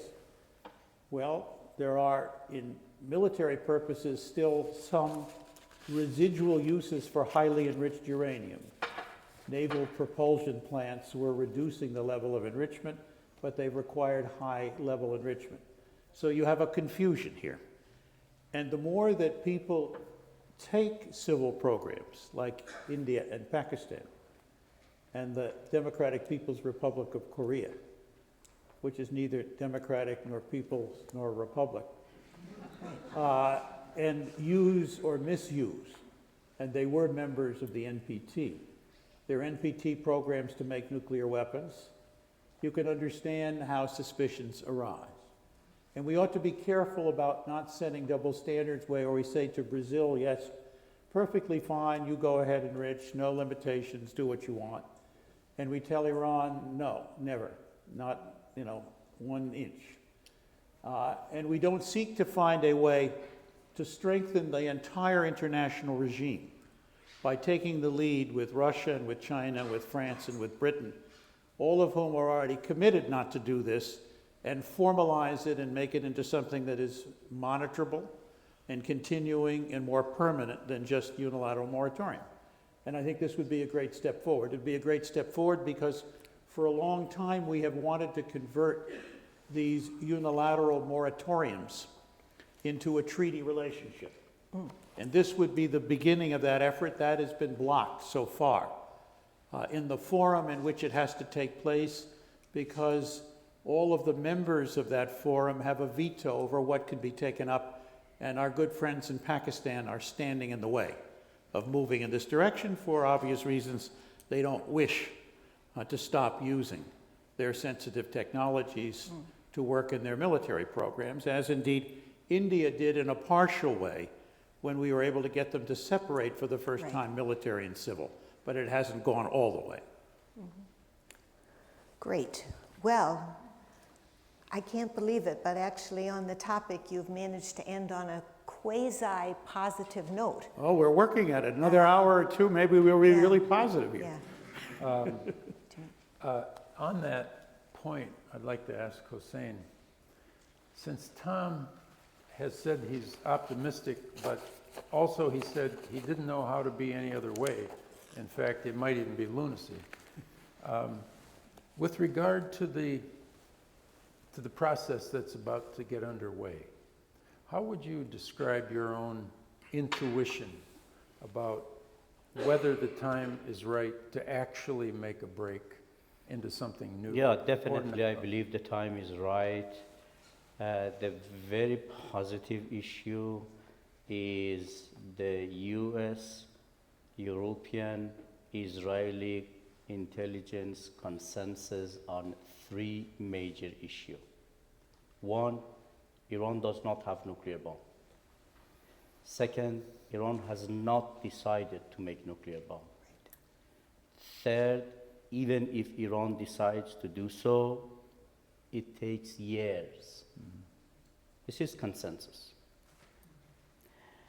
There is one more which the US intelligence institutions, they believe, some Europeans and also Israelis, they doubt. Americans, they believe Iran even doesn't have clandestine nuclear facilities. Therefore, this is four very positive issues. If you ask me why Iran now has become threat number one, I cannot answer you. But we have time. Tom mentioned a very, very important issue. It was a period in 1980s, 1990s, the US position was no nuclear power plant. Iran resisted and could win. Then the US changed the position. Nuclear power plant, yes, no enrichment. The reason we failed with Europeans to reach an agreement, because the US position was zero enrichment. Iran resisted. Now the US is bargaining with Iran over 20%. This is not a right way for bargaining. Yeah. It's better to go from the beginning to NPT, to respect the rights of Iran under NPT, and ask Iran all commitments under NPT. On Israel, I believe Israel is not a good candidate to discuss about Iranian nuclear issue. And whatever they discuss more, this would be more counterproductive. Israel should not forget is not member of NPT and does have nuclear bomb. And a country which is not committed to international rules and regulations and has violated all international rules and regulations cannot threaten Iran, a member of NPT which does not have nuclear weapon, to attack Iran. I think Israel, I heard Obama has told Netanyahu, do not talk about Iran. I would support Obama. It's perfect. We actually won't go to public with that. It might not help his re-election campaign. But the long-term solution for Israel, Iran, Middle East issue on nuclear is nuclear weapon-free zone in the Middle East. I think first they should agree to settle Iranian nuclear program based on no nuclear weapon in Iran, which Iran is ready. Iran is ready for every commitment that Iran would stay forever non-nuclear weapon state. Use this opportunity. This is my message to P5+1. But in order to remove the instability or all discussion about racing the other countries for nuclear weapon and so, be more serious on the initiative of nuclear weapon-free zone in the Middle East. Thank you. Well, I think, that's extremely positive. Hossein is more optimistic than I am. Oh my God. Whoa. You've witnessed it, folks. And I'm Someone glad he brought out the 3 areas of agreement. It was better that he recognized it than I have to force it. Right. But I agree entirely. Right. Well, let me just conclude. First of all, I do apologize. I wasn't able to get to all of your questions. Did the best I could with the time I had. That's why you need to invite us again. We need to invite them again. I think that's exactly the right way But maybe we to got end the it. answers without the questions. That's the other option. Anyway, please join me in thanking them, and then Fred will.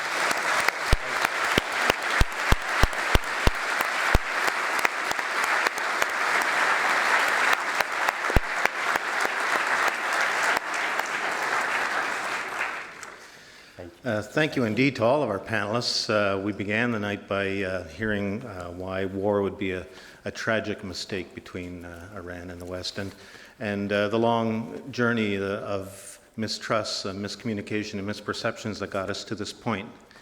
But as the night progressed, we certainly heard a lot of ideas, positive ideas, for how to move forward and how to find our way through the mess. And that's hopeful to all of us in the world, in an increasingly interconnected world, who depend on global peace and security for our own well-being. Certainly, of course, to Canadians whose military engaged in the first Gulf War and whose military did its share and possibly more in Afghanistan. And we could certainly imagine ourselves swept up in any new conflagration. And so it was a good thing for us to hear people with deep insights into the region, including our two ambassadors, talk about the way forward. Certainly, when you suggested that we might want to fly you to Istanbul, I thought that was an interesting idea, but I'd be more interested in having the whole group in Istanbul come here and play with their negotiations on our stage. Speaking personally for myself, as a result of this excellent discussion, if you'll forgive me for saying this, I experienced not 3, not 20, but 100% enrichment. And so to Ambassador Hossein Mousavian, Thomas Pickering, and also to Jim and Janet for not only moderating so skillfully, but for making tonight possible, organizing it and convening this excellent panel. I think we all owe one more round of thanks. Thank you.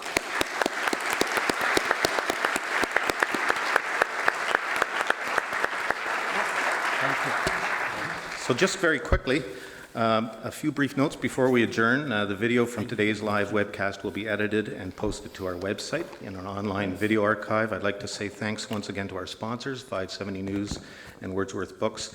Our next event will be here again in the CG Auditorium on May 24th for an event titled The Responsibility to Protect and the Arab Spring. And this event will feature Lloyd Axworthy, Canada's former Minister of Foreign Affairs, who became internationally known for his advancement of the human security concept. He'll be joined by CG Senior Fellow Besma Momani, who's been a frequent commentator in the media with regard to the Arab Spring. And on May 30th, join us for our annual media panel, co-sponsored by the Canadian International Council, Waterloo Region Branch. This year our theme is Bordered Biases, National Identity in World News Coverage.